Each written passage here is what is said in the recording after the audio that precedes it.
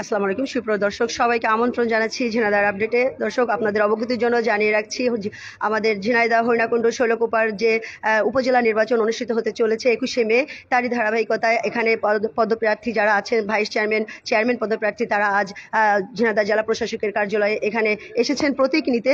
তো আমাদের মাঝে উপস্থিত হয়েছেন আমাদের সম্মানিত আমাদের বড় ভাই এবং খুবই পরিচিত জনপ্রিয় একজন নেতা, সাবেক নেতা আওয়ামী লীগের, তিনি দোয়াত কলম প্রতীক পেয়েছেন। আজ আপনারা দেখতে পাচ্ছেন দোয়াত কলম প্রতীক নিয়ে আমাদের মাঝে উপস্থিত আছেন রানা হামিদ, উপজেলা চেয়ারম্যান পদপ্রার্থী, তিনি হরিণাকুণ্ড থেকে। আমরা কথা বলবো রানা হামিদের সাথে। আসসালামু আলাইকুম ভাই। ওয়ালাইকুম আসসালাম। কেমন আছেন? ভালো আছি। আপনার হাসি মুখ দেখেই মনে হচ্ছে আপনি খুব ভালো আছেন। না, তারপরে একটু হলেও মনটা একটু খারাপ হয়েছে, কারণ যেহেতু প্রতীকই লটারি ছিল, লটারিতে পছন্দের প্রতীক পাইনি, একটু হইলেও মনটা খারাপ। তবে ব্যাপার না, প্রতীক কোনো ব্যাপার না, ভোটের মাঠে ভাই আপনার নিজেই তো আপনি একটা প্রতীক। হ্যাঁ, এই জন্য প্রতীক কোনো ব্যাপার না। ভোটের মাঠে যে ভোট চাইলে সব প্রতীকেই জনপ্রিয়তা থাকলে মানুষ ভোট দিলে জেতা সম্ভব। হরিণাকুণ্ডবাসীর জন্য কি বলতে চাচ্ছেন আপনার প্রতীক নিয়ে?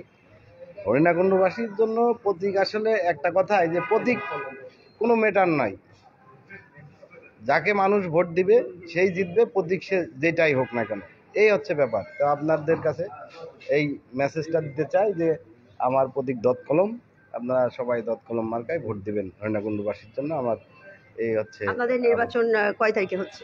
21 তারিখ। 21 তারিখে সকল মা বোনকে অনুরোধ করছেন সকাল সকাল গিয়ে দোয়াত কলম মার্কায় একটি করে ভোট দিয়ে।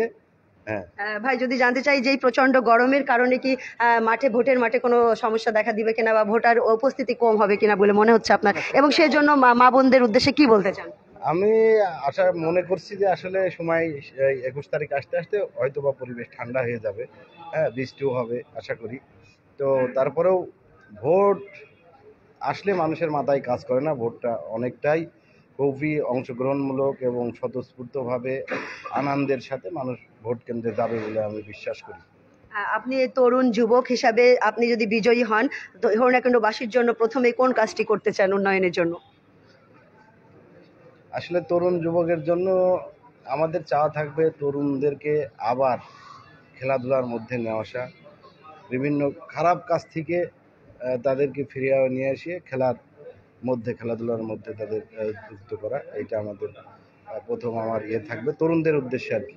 তারপরেও তরুণদের জন্য আসলে আমাদের অনেক কিছু করণীয় আছে, সেগুলো আমরা করার দিকে যাবো, তাদের ধাপে ধাপে সেগুলো করার চেষ্টা করা হবে ইনশাআল্লাহ। মাননীয় প্রধানমন্ত্রী জননেত্রী শেখ হাসিনার স্মার্ট বাংলাদেশকে আরো এক ধাপ এগিয়ে নিয়ে যেতে আপনার ভূমিকা কতটুকু থাকবে? হ্যাঁ, ভূমিকা তো অবশ্যই রাখতে হবে। মাননীয় প্রধানমন্ত্রী স্মার্ট বাংলাদেশ তৈরি করার লক্ষ্যে, বিনির্মাণ করার লক্ষ্যে যে কাজ করে যাচ্ছে নিরলসভাবে, আমরা তার অংশীদারিত্ব নিতে চাই। আমরা এই স্মার্ট বাংলাদেশ, স্মার্ট হরিণাকুণ্ড গড়ার জন্য আমাদের সক্রিয় ভূমিকা থাকবে ইনশাআল্লাহ। প্রতিপক্ষ থেকে নিজেকে কতটা শক্তিশালী মনে করছেন ভোটের মাঠে? আচ্ছা, সেটা ভোটের মাঠেই বোঝা যাবে, এখন অগ্রিম বলার কিছু নেই। ভোটের মাঠে নামার পরে বোঝা যাবে যে কে কতটুকু শক্তিশালী। ইনশাআল্লাহ। ধন্যবাদ আপনাকে, ধন্যবাদ। দর্শক, আমরা কথা বলছিলাম রানা হামিদের সাথে। আমরা দোয়াত কলম মার্কা নিয়ে তিনি লড়ছেন। আমরা দেখতে পাচ্ছি যে তিনি আজ দোয়াত কলম প্রতীক পেয়েছেন এবং সকলের কাছে তিনি দোয়া চেয়েছেন। এই ছিল সর্বশেষ আপডেট। পরবর্তীতে আবারও যুক্ত হচ্ছি। সে পর্যন্ত সবাই ভালো থাকবেন, সুস্থ থাকবেন। ধন্যবাদ।